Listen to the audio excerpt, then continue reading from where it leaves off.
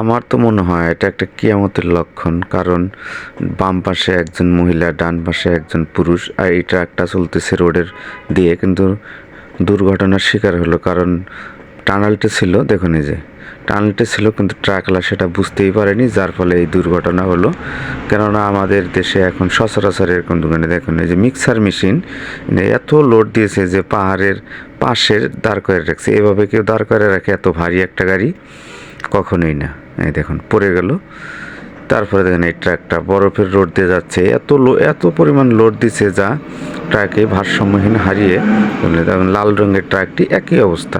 তারপরে দেখছেন এই ট্রাকটি যে উল্টে পড়ে যাচ্ছে, বগির গাড়ি দিয়ে ঠেলা দিয়ে ধরে রাখছে। কিন্তু এখন দেখেন ট্রাককে সোজা করে দিল। ট্রাক তো সোজা হলো, কিন্তু ট্রাকটায় দৌড়াচ্ছে পাহাড়ের ঢালুর দিকে। দেখুন ইট দিল, তারপরও ট্রাকটা নেন। ট্রাকের মালিক বলতেছে যে যাক পড়লে তাও আমার গাড়ির একদিকে ক্ষতি হতো, তাও পাহাড়ের তলদেশে যেত না। কিন্তু এর ভিতরেই খেলা শুরু হলো অন্যটা। দেখুন পিছন থেকে আবারও ওই বুস্টার গাড়ি অর্থাৎ ডোলার গাড়ি এসে আবার ট্রাকটিকে থামিয়ে দিল, যার ফলে ট্রাকের মালিকও খুশি। এরপরে দেখেন এই গাড়ি যে কাঁচা রোড দিয়ে যাচ্ছে, কিন্তু টানেল সে বুঝতেই পারেনি গাড়িটি কীভাবে অ্যাক্সিডেন্ট হলো।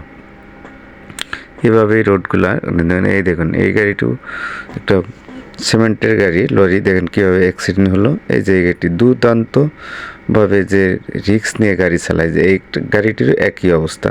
আমাদের দেশে যে গাড়িগুলো অ্যাক্সিডেন্ট হয় ট্রাক, সেগুলো আসলে মূলত ওভারলোডের কারণে অ্যাক্সিডেন্ট হয়। দেখেন এই গাড়িটি ওভারলোড বেশি দেওয়ার কারণে গাড়িটি স্টিলের ব্রিজ থেকে ভেঙে পড়ে গেল। আসলে টাকার জন্য মানুষ যে এইভাবে ট্রাক লোড দিয়ে কাজ করে, একটু ভেবেচিন্তে কাজ করে না যে পরবর্তীতে আমাদের ঝুঁকি বাড়বে। দেখুন এই ট্রাকটি কাঁচা রোড দিয়ে কীভাবে যাচ্ছে, একটুর জন্যে চোর করে না। এই যে লাল ট্রাকটি তো ট্রাকের মালিক তো গাড়ি আসা ছেড়েই দিয়েছে, কারণ দেখেন গাড়িটা খাদে পড়ে গেল। আসলে সুচালো রাস্তা দিয়ে এত যানবাহন গাড়ি নিয়ে চলা ঠিক না। এই রডের গাড়িটি দেখেন, এই যে পিচ্ছিল রাস্তা, তাকে অবশ্যই চলতে হবে। দেখুন লাল গাড়িটা সাদা গাড়িটি কীভাবে ব্রেক করলো, পিছলা চলে গেল।